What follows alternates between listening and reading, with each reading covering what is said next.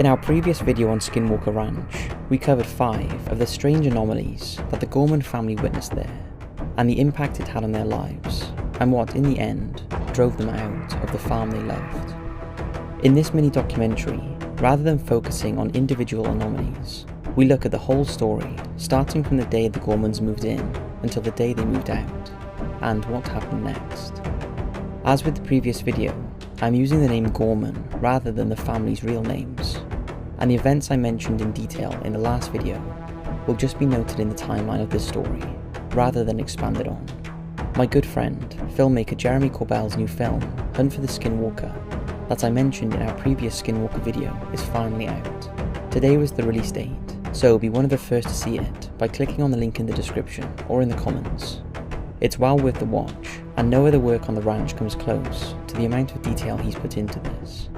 If you're looking for a good documentary to watch tonight, then this is the one you want to pick.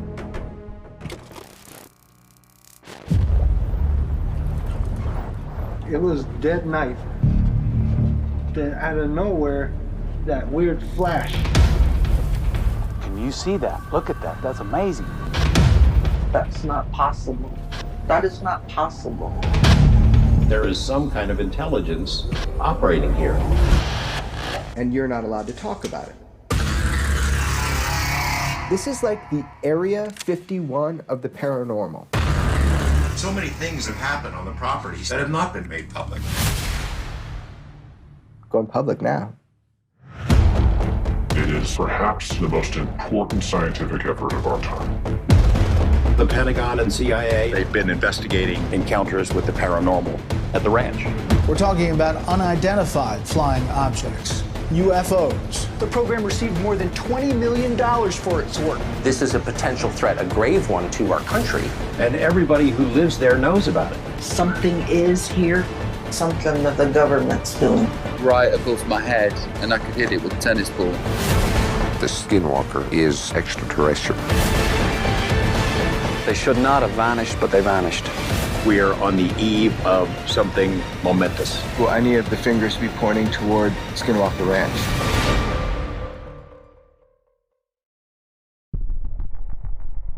Skinwalker Ranch is a 480-acre property located just south of Fort Duchesne in Uintah County in the US state of Utah. The ranch land borders the Ute American Reservation, and for over 50 years, the area has experienced and documented all manner of strange phenomenon, including UFOs, paranormal activity, malevolent witches, and terrifying shape-shifting creatures. Whether the Gorman family were aware of this when they bought the ranch is unclear, but they were soon to find out about it in the most terrifying way. In 1994, the Gorman family purchased the ranch at a very reasonable price.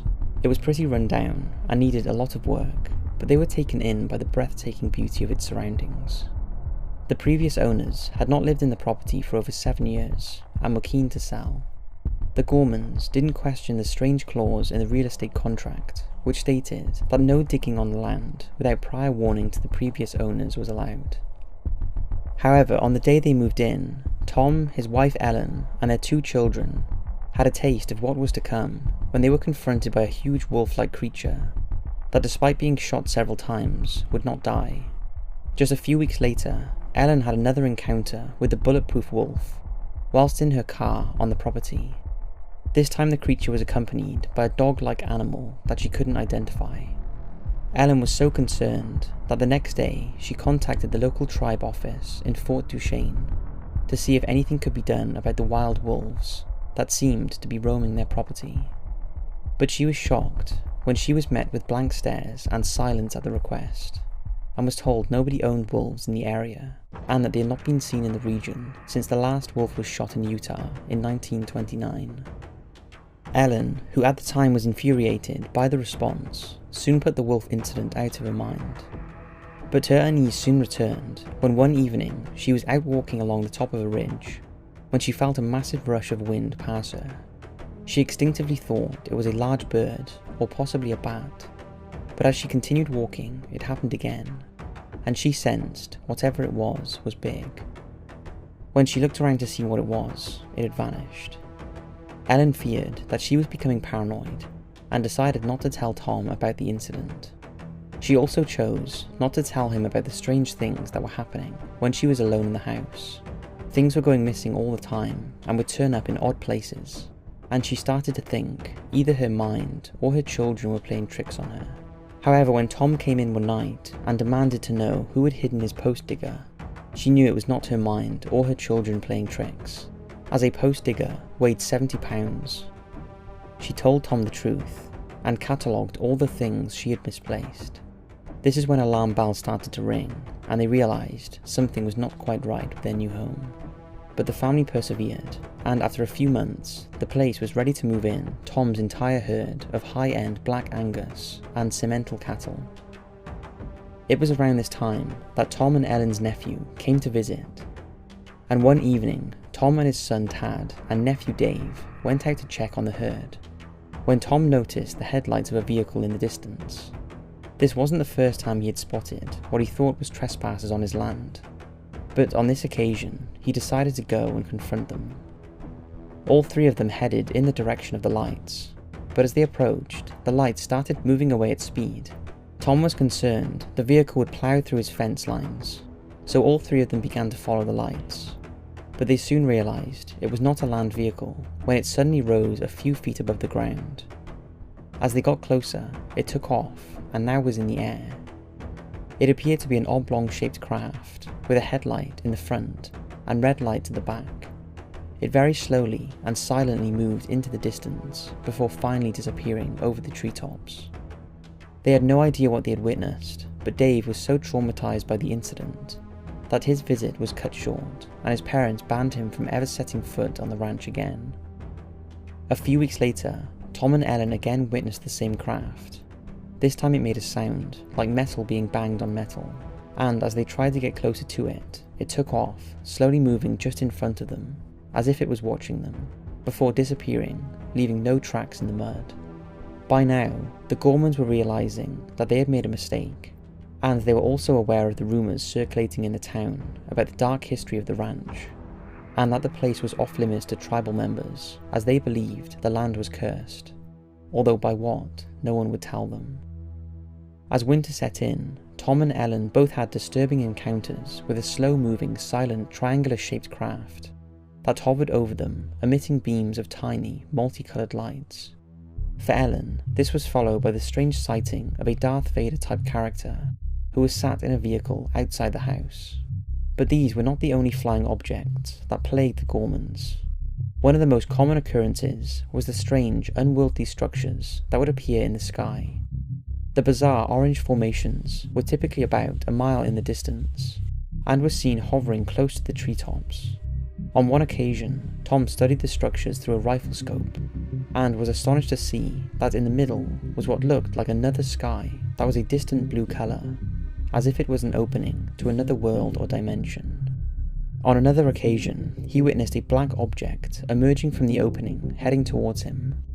As it got closer, he could see it was triangular and travelling at tremendous speed, before suddenly vanishing into the night sky. This incident in particular convinced Tom that his ranch was the site of some kind of doorway or portal, through which objects from another realm entered into our world. Now, all these incidents were deeply troubling for the family, but probably the most distressing thing was the impact it was having on their livestock. Tom was fiercely protective of his cattle. After all, he was a high-end breeder, and was obsessed with the care of his prize herd. So when they started mysteriously disappearing, he was devastated and determined to get to the bottom of it. After one of his most prized Anguses vanished in a snowstorm, he spent almost 24 hours on horseback searching for her. After searching virtually every corner of the ranch, he finally came across some fresh tracks. As he followed them into the bush, it was apparent by the tracks that the animal had started running. She must have been terrified by something, as there were twigs and branches strewn everywhere. But as the tracks entered a clearing, they abruptly stopped. But there was no sign of the cow. The tracks had just ceased, as if the cow had been lifted up as she ran.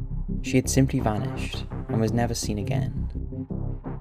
In another distressing incident, Tom's son was tracking cattle with his dad when he separated from him to round up a stray calf, and he noticed one of their heifers had got stuck in some water and was scrambling up the bank to free herself. After rounding up the calf, he returned to the heifer to rescue her, but he found the animal lying motionless in the water. He was puzzled by this, as the water was not that deep, and he thought it unlikely that she had drowned. But when he checked the animal over, he was horrified and screamed for his dad. Her entire rear end had been carved out with what looked like an extremely sharp instrument. The cut was precise, and the animal's entire insides had been sucked out, but bizarrely, there was not one drop of blood. Sadly, during their time at the ranch, the Gormans had 14 cattle killed or stolen. By now, Ellen was reaching breaking point. The past year in their new home was taking its toll on the whole family. The events were happening thick and fast, and by the end of June 1996, rumours had begun circulating in the town about the goings-on at the ranch, and people were taking an interest in it. The final straw for the family was when Tom's 3 beloved dogs were chased and pulverised by an orb, which we talked about in our other video. After 20 months, the Gormans admitted defeat. They unanimously decided to sell the ranch. But Tom wasn't completely ready to give up on the ranch. He wanted answers, and within a couple of weeks of the sale of the ranch, Tom decided to take a job as the Nids ranch manager. He kept a few of his own cows on the property, and Nids purchased about a dozen more that were basically to be used as bait. He had moved his family 25 miles away to a new ranch, and they had settled in and felt safe. He travelled back and forth every day to the ranch to help with the ongoing Nids investigation. In the autumn of 1996, the Nids team started their investigation, and whatever had terrorised the Gorman family now had to face an experienced scientific team who was intent on getting to the bottom of the phenomenon. These guys had high-tech equipment, and if anyone would get firm evidence of what was going on, it would be the Nids team. Members of the team, that included a physicist and a vet, moved into an observation trailer parked on the site, and every night they observed. On September the 16th, 1996, their vigilance paid off when unexplained lights were spotted hovering over the cotton trees. All those that witnessed it agreed that the lights' movements were unlike anything any of them had seen before, and unanimously agreed it was an unidentified object. However, it fell short of the phenomenon Tom had been describing, and the photos they managed to take were disappointing, showing nothing more than a distant light. This was the first of many anomalies witnessed at the ranch by the team over the next 8 years, and during this time, they interviewed locals and tribe members who told of similar weird events in and around the area, including cattle mutilations, multiple coloured balls of light, and large triangular flying objects. But very few of them wanted to be identified or associated with what they had considered a curse.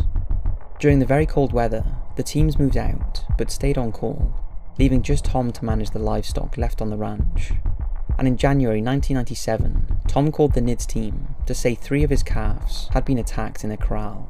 When the Nids vet arrived, he discovered one of the calves had its ear shredded, as if by shears, and the other 2 had small round holes punctured in their eyelids.